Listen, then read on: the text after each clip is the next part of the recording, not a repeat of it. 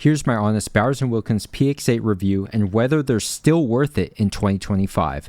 Let's find out. Hey there, if you're new to recordingnow.com, we purchase every single product we review with our own money on a mission to build one of the largest databases of honest headphone and wireless earbud reviews, head-to-head comparisons, and overall rankings to help you make a more informed purchase. In addition, I use my background in pro audio to create custom EQ settings for most of these headphones on the website to get the most sound quality potential out of them. To find your headphones EQ settings, visit the full blog post in the link below and search up the model name plus EQ using the chat bot in the bottom right. Then scroll down to the sound quality section and you should find the latest EQ settings there. Alright, so today we have the Bowers Wilkins Px8, and I've reviewed the rest of the Bowers Wilkins current lineup, including the new Px7 S3. Now, I wrote this review a while ago, but we're revisiting the Px8 in a video format, and I think it's good timing because we've reviewed over 30 wireless active noise canceling headphones, so we have quite a good perspective now and can give a more accurate score than ever. So let's start by talking about the comfort. The Px8 weighed in at just over 320 grams on my scale, which is on the heavier side for this class of headphones. That said, I do find the Px8 to be one of the most comfortable headphones that I've tested. They have ample space inside of the ear cups, so my ear cups are free. They have nice ear pad cushioning and a nice headband. The only problem with these is that they are on that heavier side. So to me, the comfort is not as elite as something like the Bose QC Ultra, which weighs in at just 254 grams on the same scale. But overall for comfort, I give the Px8 a 4.5 out of 5. I could see some people giving these a perfect 5 out of 5 and I wouldn't argue with you. Now let's talk about features, build quality, battery life, and noise canceling performance, which we'll combine into a single score. The first thing I want to highlight is the premium hardshell case that you do get with them. It is on the larger side and it's pretty identical to the Px7 S2e,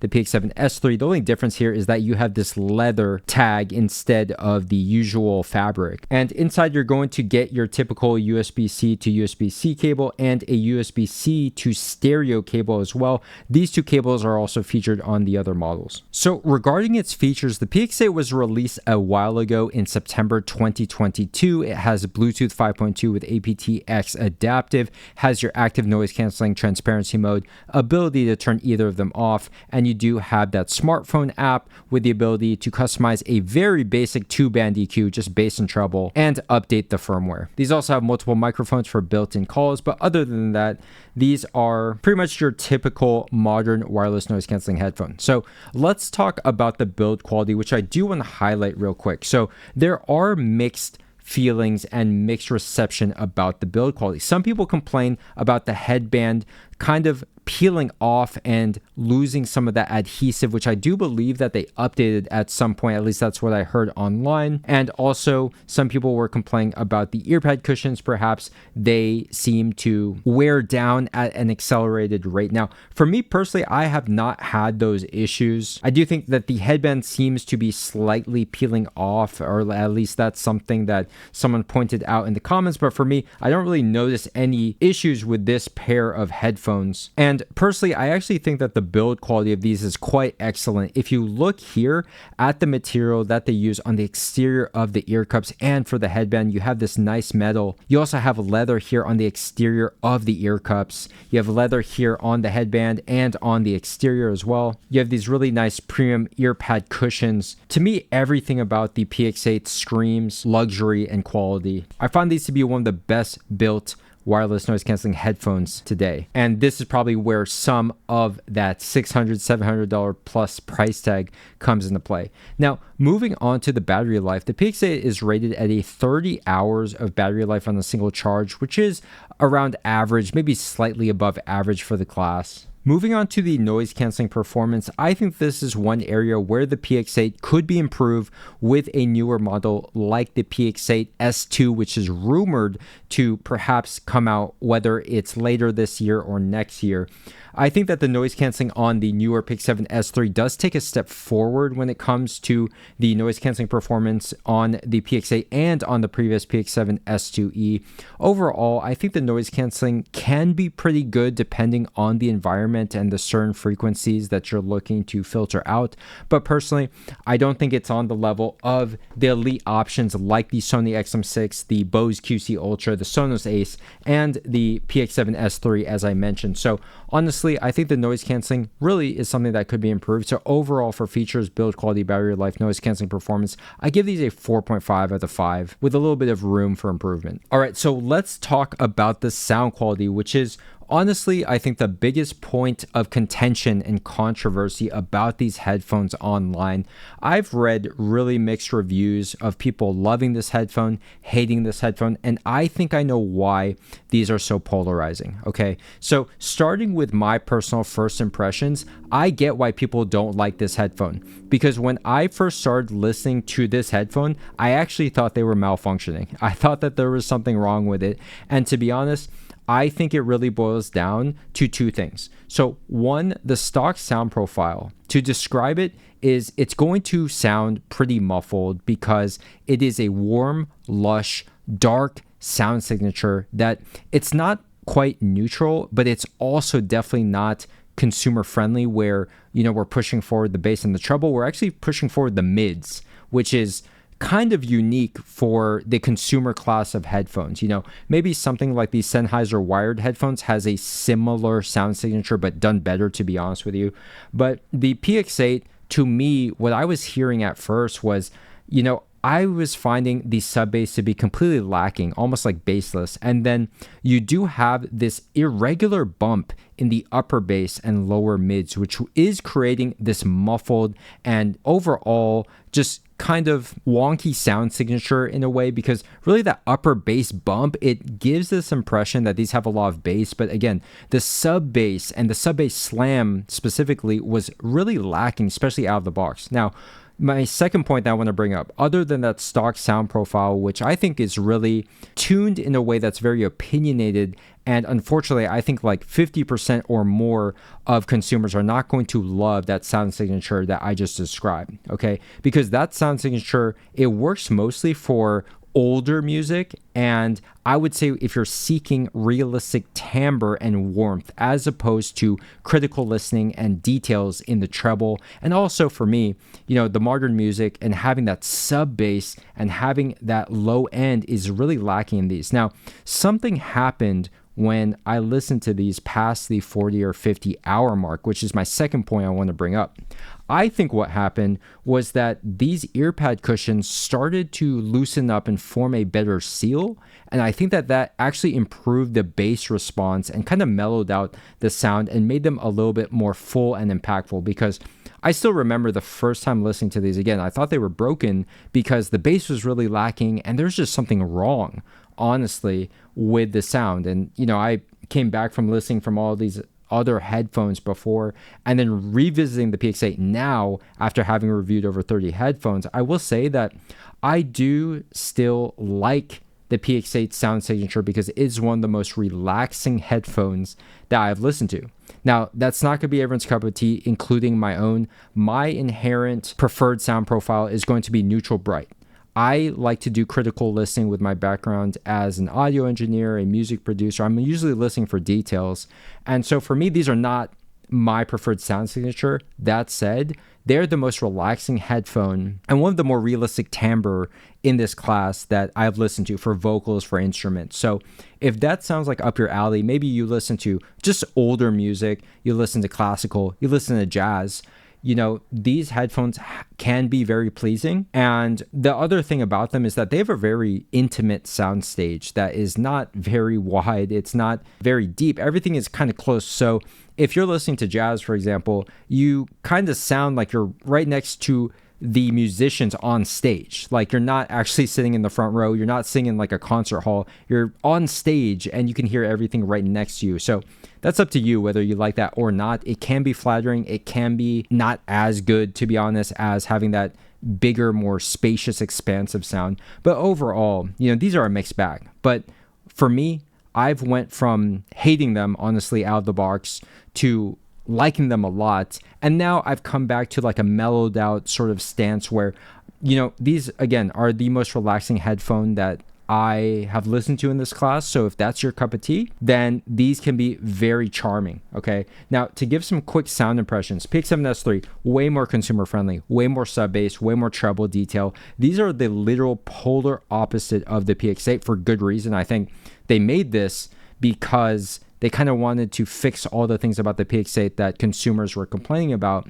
Again, the Px8 is a different line than the Px7, which is supposed to be more consumer friendly. It's cheaper. So, you know, it's kind of like in that class that's more for maybe a younger demographic, honestly. But with the Px8 S2, I really think they can improve things because the truth is, I think the Px8 has really decent hardware, but it's hamstrung by its stock tuning, which is not for everybody, like I mentioned. And the EQ is next to useless, okay? They have a 2-band EQ versus a 5-band EQ on the S3. And the S3's EQ actually does do its job, but it's still limited. They still put some training wheels that doesn't let you fully just tamper with the sound too much, okay? The Px8 has that 2-band EQ with just the bass and the treble. And honestly, they put the bass in the wrong sort of frequency and implementation. It's like a bass shelf that completely erases your sub bass. So if you want to kind of like tame things and reel them in, don't really count on that EQ doing much, because for me, it's borderline useless, honestly. So those are the things that are hamstringing the Px8 because it has good hardware. I can hear it. When you listen to these headphones in wired mode, they will impress most people, including myself. I like listening to these in wired mode. Okay, they sound much better.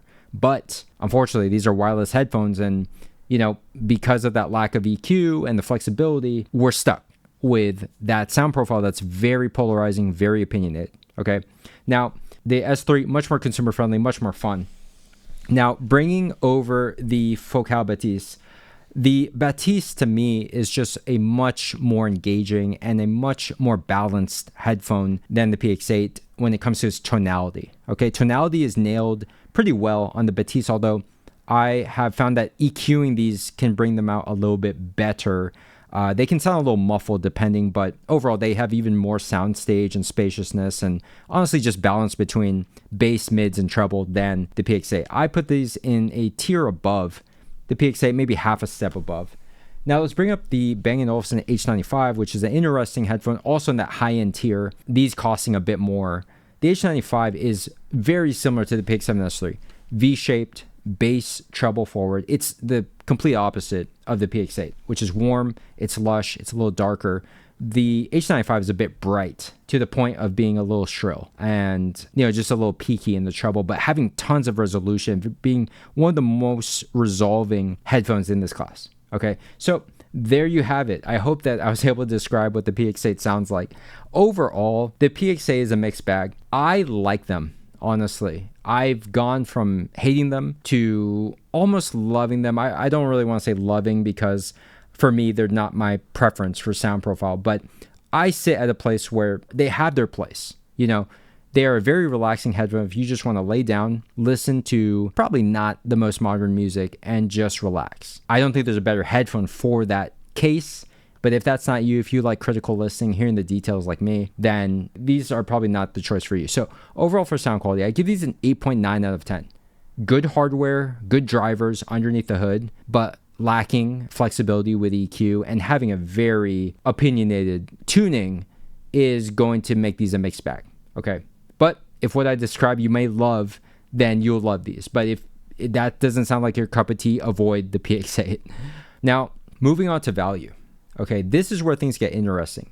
These retail at $699, and for the longest time, these costed $699, okay, plus tax. These days, thankfully, the Px8 has dropped down in price significantly, and there's rumors that Px8 S2 is on the horizon. It hasn't been announced at the time of this video, so you know, this is still for sale. It's being manufactured. It's still a current model, but they did introduce the Px7 S3 a couple months ago.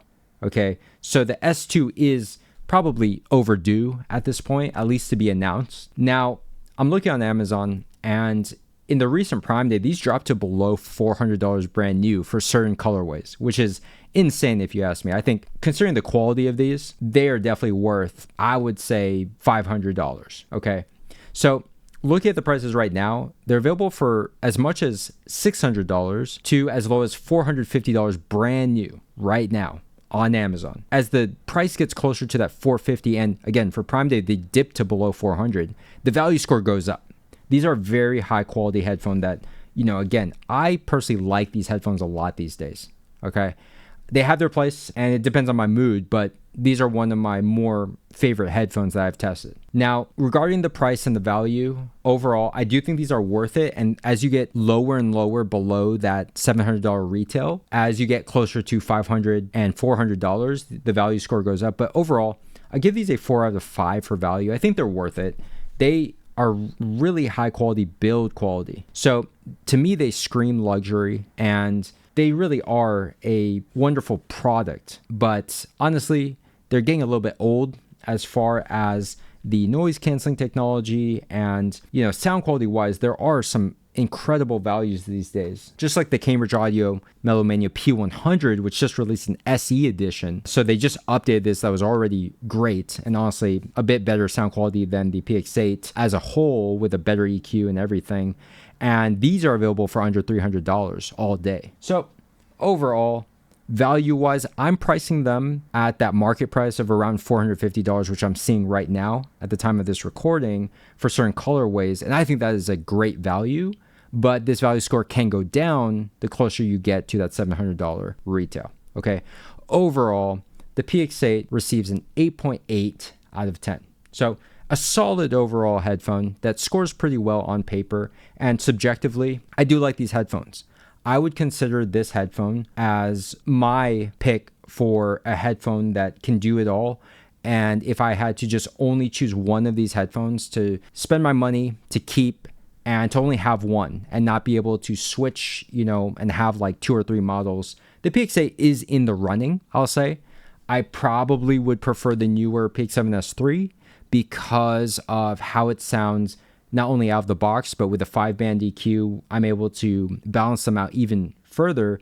And I think sound quality wise, technical sound quality wise, these are on par with each other, which is kind of disappointing for the Px8, because if it just had more flexibility with the EQ, then honestly, who knows? Maybe it could be equal to the Px7 S3, if not better. So we'll never know. But for the money, with the slightly improved noise canceling as well on the Px7 S3, $450, I'd probably swing towards the Px7 S3. But with the sales that we're seeing, sometimes going below $400 brand new, the Px8 is starting to look like an incredible value, considering that it really is a $700 headphone that, if you can find on sale or even used in like new condition, which we'll have links in the video description and in the pinned comment below, these are really a $700 headphone that you may be able to find these days for $400 or less.